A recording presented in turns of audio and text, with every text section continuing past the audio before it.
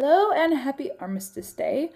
I'm happy to report that World War I is no longer happening. Today in Remembrance with Rebecca, we're going to take a moment to think about and reflect all of the various commemorations of warfare and military service that are happening around the world today and this weekend. In the United Kingdom today, November 11th, is Remembrance Day, also called Armistice Day or celebrated as Armistice Day in certain other countries.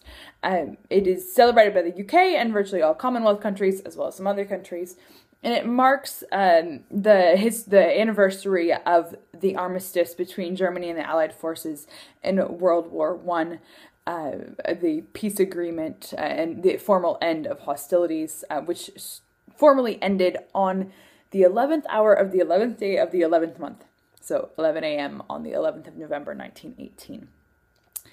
These days, to commemorate it in the UK and Commonwealth countries, we have Remembrance Day, when we're remembering members of armed forces who have died in the line of duty, primarily. It's marked by a minute or two of silence at 11 a.m., which is in a lot of ways, like, countrywide, more or less. So, like, schools, including universities, will generally stop and have minutes of silence. There are also parades. There have been a lot of bagpipers around, that kind of thing. Churches in the United Kingdom celebrate Remembrance Sunday on whatever Sunday is closest to the 11th of November. So yesterday in church, we started 10 minutes early with service at 10:50 so that we could have the minute of silence at 11 a.m. properly. You'll also see around the UK red poppies and poppy appeals. So people will buy buttons that have a poppy or plant lots of poppies on fields and soldiers' graveyards and those kind of things. And there's this idea of a poppy appeal, which is raising money to go towards service families, etc.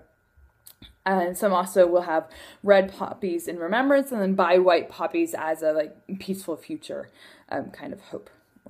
The United Kingdom does not have a separate Veterans Day, unlike the US.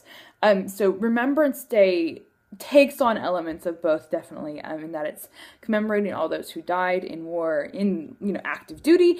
It's kind of celebrating and thanking and honoring those who are currently in service. And then there's also in many communities, particularly kind of more interfaith, peace-based, etc. Communities and churches, definite connotations of just kind of remembering the ravages of war as a whole. So just commemorating and honoring victims of war, whether or not they were in the armed services and that kind of thing. In the U.S., today is Veterans Day, the 11th of November, every year. It is a national holiday, but it's focused on everyone who has served, Veterans Day, whereas we have a Memorial Day as well earlier in the year that is explicitly about honoring and remembering those who have died in service. So there's a distinction there. I remember on U.S. Veterans Day, let me see, this would have been more than a decade ago, more like 15 years ago, I'm bringing my Uncle Al to school once, along with parades with Girl Scouts, and we did see lots of Girl Scouts and Boy Scouts, or Girl Guides and Boy Guides, in church yesterday in uniform.